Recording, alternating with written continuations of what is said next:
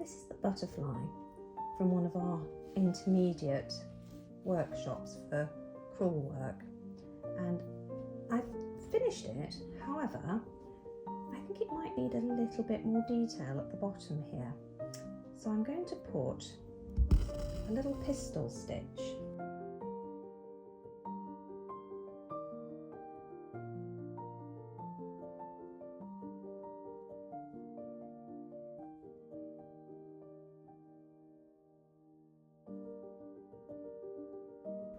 Now to do a pistil stitch, we bring our needle up, pull the thread through, and then we're going to wrap the thread around the needle as if we were doing a French knot.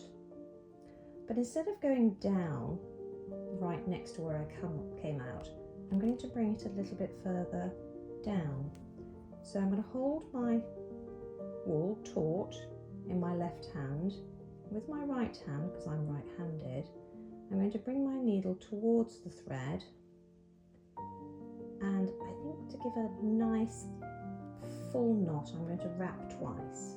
I'll show you again. Hold the wool taut, bring the needle towards the wool, 1, 2, and then I'm going to bring it about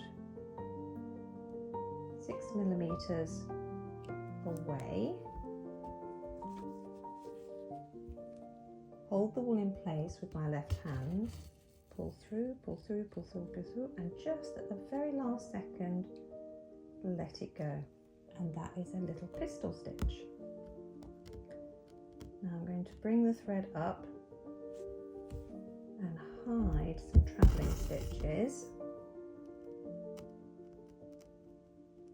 inside that line of stitching. Tiny, tiny.